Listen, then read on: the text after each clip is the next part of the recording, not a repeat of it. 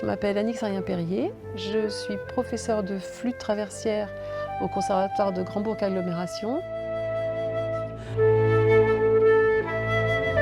J'ai commencé la musique à Saint-Laurent-sur-Saône, dans une petite association. Ensuite, je suis rentrée au Conservatoire de Mâcon, où je suis allée jusqu'à l'obtention de ce qu'on appelait un premier prix, ça s'appelait une médaille d'or. Et ensuite, j'ai poursuivi des études supérieures au Conservatoire supérieur de musique de Genève. Si j'ai choisi la flûte traversière, c'est qu'en fait, il y avait très peu de choix dans l'école de musique où j'ai commencé. Il fallait apprendre soit la clarinette, le saxophone, le tambour et les cuivres, la trompette, etc. Je suis tombée amoureuse tout de suite de la flûte traversière. C'était vraiment l'instrument que je voulais faire, j'en rêvais. Je rentrais de l'école en courant pour aller travailler ma flûte traversière. Je suis allée au Conservatoire de Genève où j'ai obtenu un prix de virtuosité. J'ai passé les diplômes de la fonction publique territoriale et j'ai passé ce qu'on appelle le certificat d'aptitude qui permet de travailler dans les conservatoires à rayonnement départemental ou rayonnement régional. C'est ce qui m'a ouvert toutes les portes par la suite, aussi bien pour être embauchée en tant que professeur et aussi pour m'intéresser à la pédagogie et ce que j'ai fait ensuite avec mes méthodes.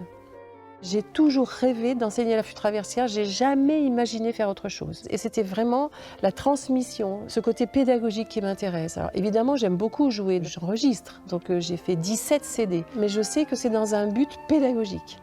Et c'est ce qui me motive, ce qui me fait vibrer, c'est ça, c'est l'enseignement. J'ai 17 opus.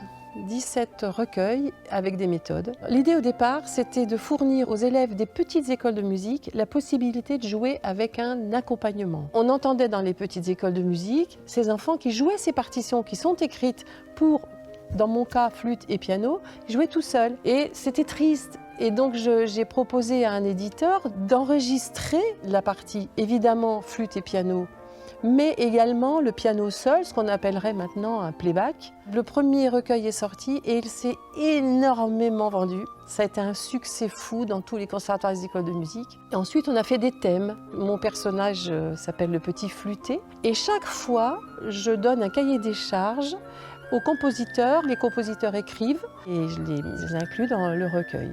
Ça s'est vraiment avéré utile dans les écoles de musique, qui étaient cibles au départ, mais aussi dans les conservatoires où effectivement on a la possibilité d'avoir des pianistes accompagnateurs, mais où les enfants n'ont pas toujours la possibilité d'être régulièrement accompagnés par un pianiste. Donc là, ils rentrent à la maison et ils ont le pianiste à domicile. Ça va du débutant à la fin de ce qu'on appelle le deuxième cycle, la 10e année d'instrument.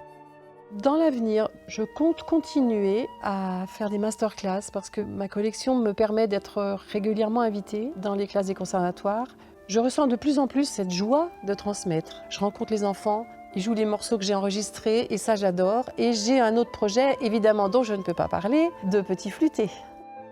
Mon attachement à ce territoire, ça commence déjà par mon lieu de vie. Je suis originaire de Replonge. Un lieu qui a pu me marquer, c'est le pont de Saint-Laurent. Parce que moi, j'habitais Saint-Laurent. Ensuite, j'ai habité Replonge et j'allais au conservatoire à Mâcon. Et ce pont, je l'ai traversé, mais peut-être des milliers de fois. Pour moi, c'est symbolique, ce pont. Ça a fait le lien entre ce que j'étais, la petite fille que j'étais, et puis l'accès à la musique. C'est comme un lien dans mon enfance, dans ma jeunesse, entre ce que j'étais et ce que je suis devenue peut-être.